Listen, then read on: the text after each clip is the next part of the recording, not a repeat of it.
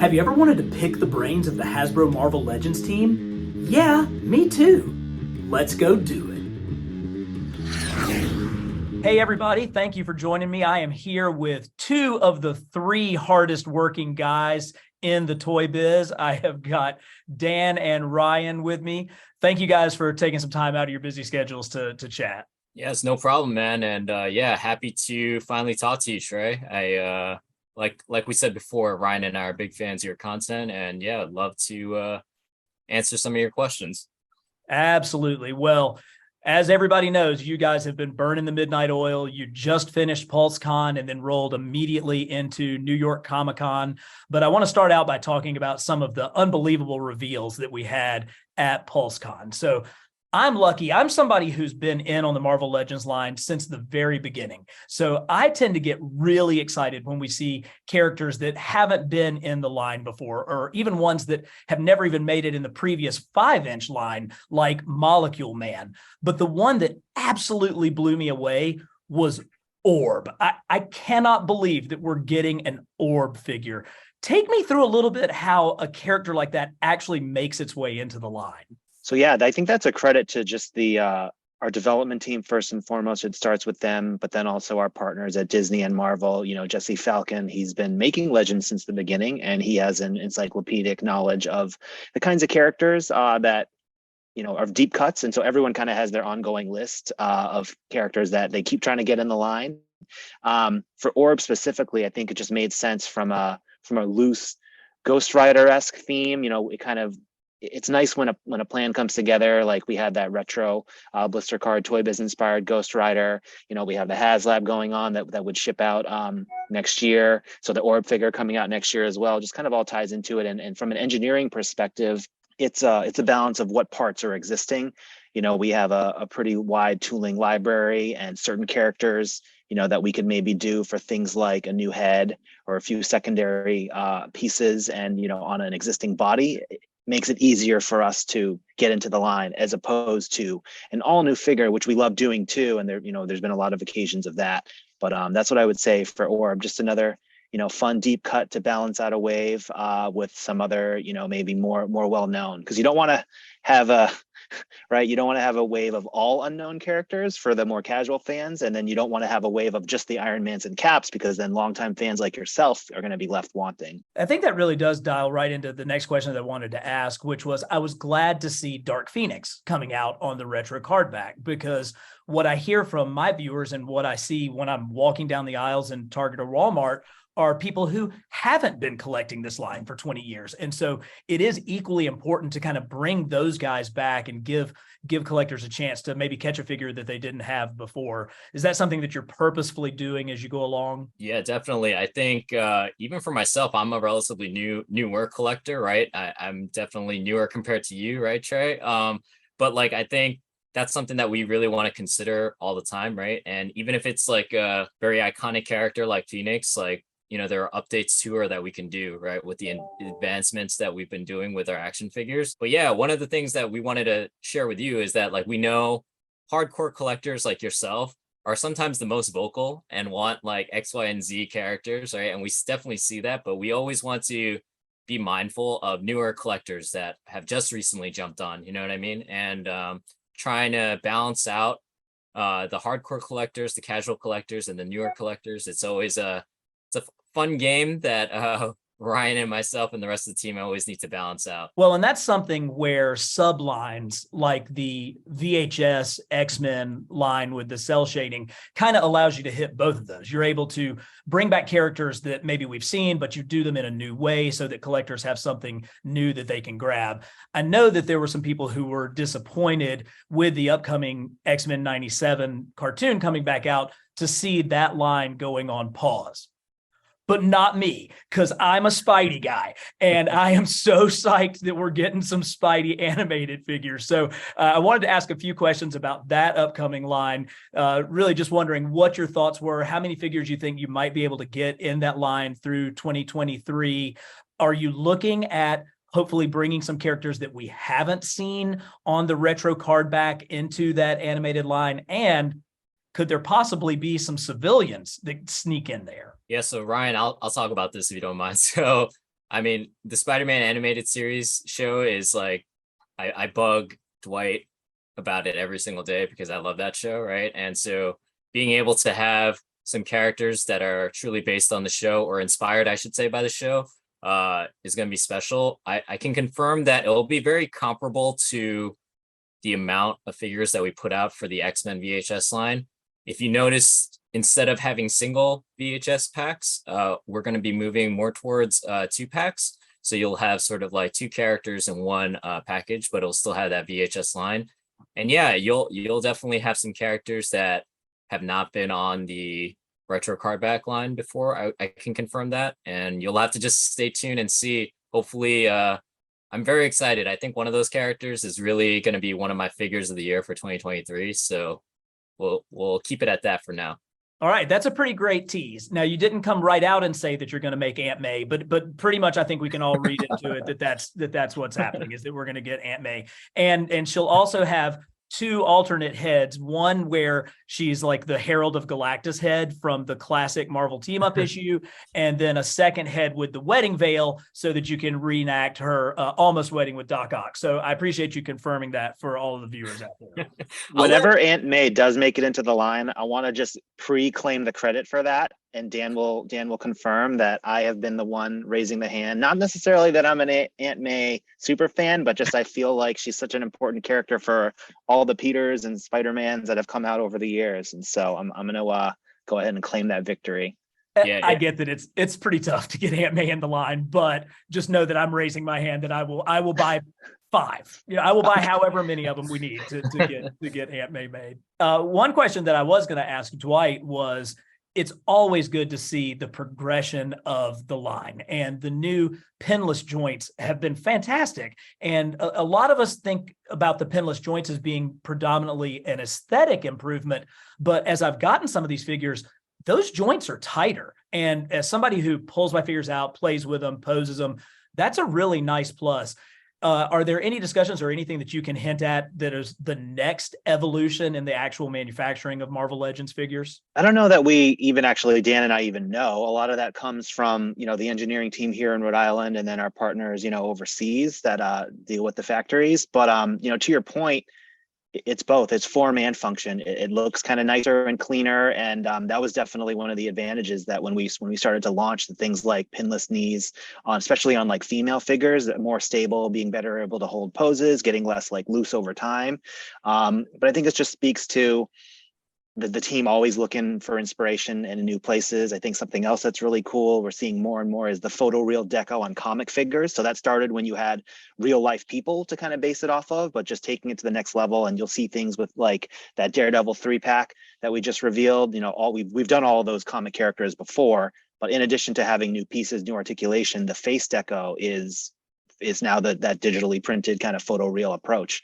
Yeah, we as marketing, we don't get into the crux of like the innovation part for the engineering, but when we see stuff in the market that we personally like as collectors, we always try to like nudge the engineers and that development team a lot, right? For instance, like I really wanted toe articulation on my Spider-Man, so I bothered Dwight like every single day, and Ryan could attest to that. Like every meeting that we had, I would be like, how's that toe articulation going on that Spider-Man? You know what I mean? So sometimes at marketing, we're very limited in terms of how the innovation process goes, but just know that our development team overseas and in Rhode Island, they're cooking stuff up every single day to continually grow and innovate the line. With all of the reveals that you had at PulseCon, New York Comic Con really wasn't the place for a ton of reveals of new product, but you did manage to slip in Shuri in the Black Panther costume. Any ideas when we might actually see that figure hitting shelves? I don't know if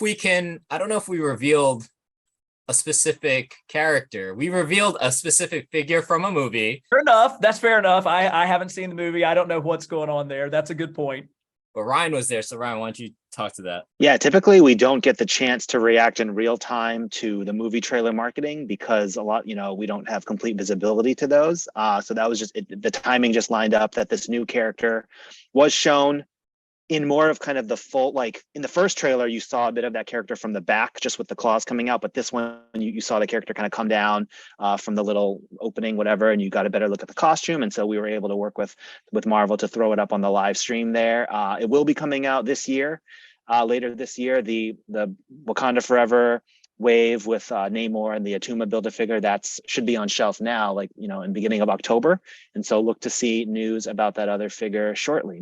But yeah, it's it'll definitely be coming out soon. Let's talk about the most recent Haslab, the Engine of Vengeance. So you guys actually had this on display at New York Comic-Con, and I was following along with all of the different videos and the different interviews that you guys had. And the feedback of seeing the Haslab in person was overwhelmingly positive. You definitely got the vibe that a lot of people kind of changed their mind about the project after seeing it in person, seeing the Mephisto, seeing the Goblin Queen. And I thought that that was really good, a chance for people to kind of, you know, get a real look at it.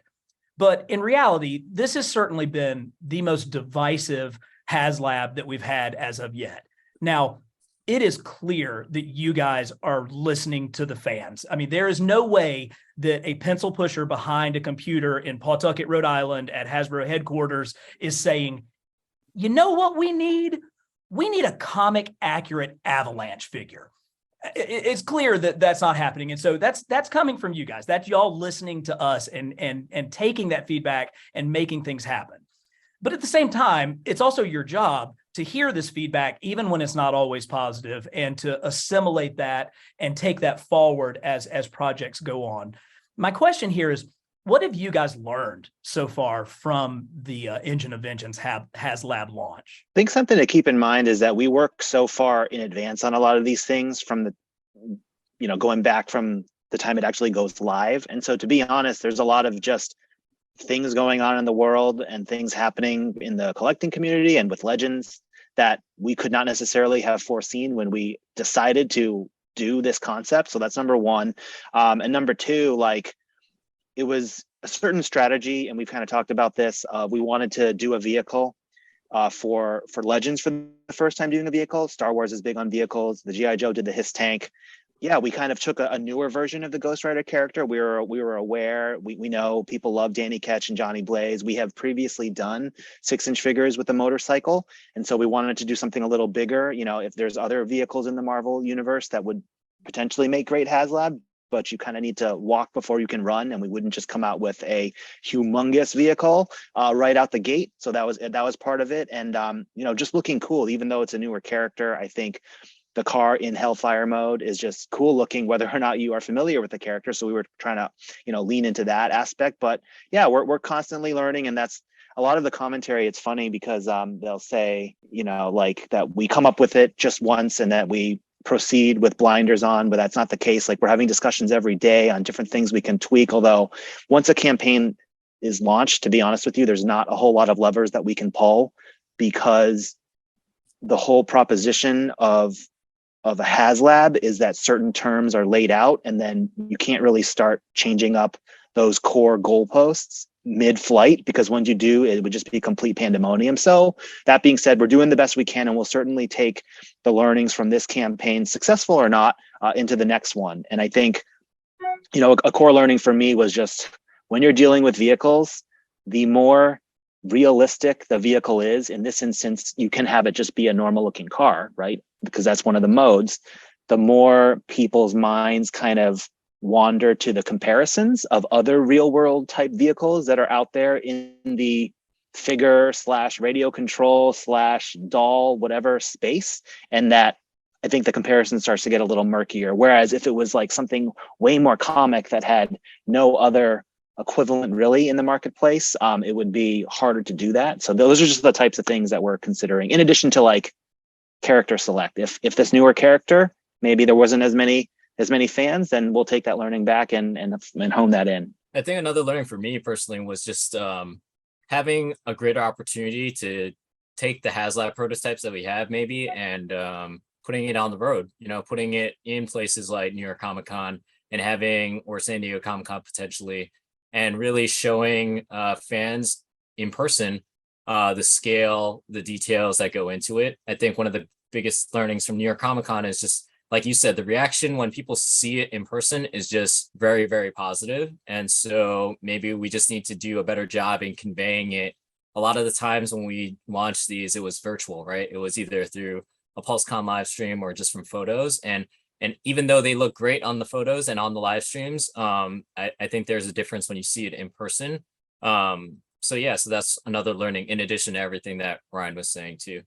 Yeah, we didn't get to do Galactus and Sentinel in person because no one was going to events really 2 years ago. But now I think this was a good learning that for any kind of Haslab, we need to find a way to get it in front of people somehow, because there's I kept saying this over the weekend, but like seeing is believing, right? When you saw it in person, that really kind of opened your mind up to the possibilities. Yeah, and there was a ton of feedback, particularly to what your point was, that it looks larger in person. Like when you guys had a great opening and the videos and the photographs and everything, but there is something about actually seeing just the mass of it that, kind of helps to bring in some of the value of the project. And that was the feedback that I was picking up from New York Comic Con was some amazement in, the level of detail, the level that the lighting really does add to the look and the heft and size of the vehicle itself. I really appreciate you guys being, honest and open about this. I think that the fans in the community really appreciate that too. You guys are working hard. We can all see it.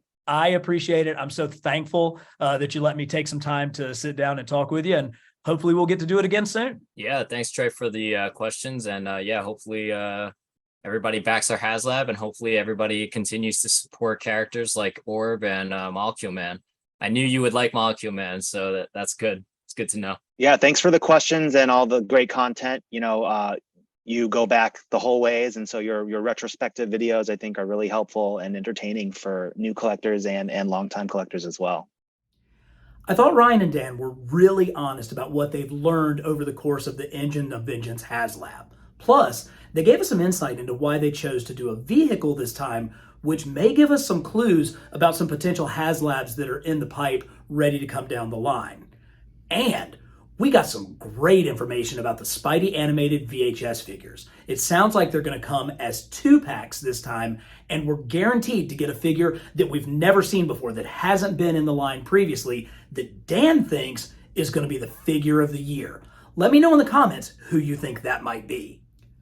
Look, I'm not here to tell you to buy the Haslab, but I think that you can tell that these guys are listening to us and taking the feedback from the collector community to heart. That doesn't mean that they have the power to change the price of the project once it's already in motion. And however you feel about a multi-billion-dollar corporation crowdfunding a project is fine, but those guys have a job to do.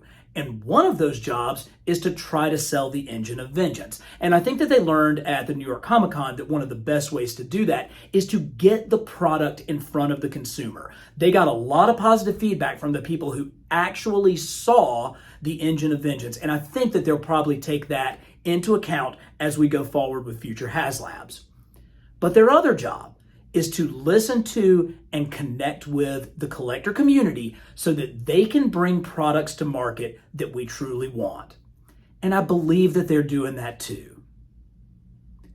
But I'll really believe it when I get my Aunt May figure. Hey, every week we try to bring you the very best in comics history and action figures. So keep on coming back to Carbon Scoring.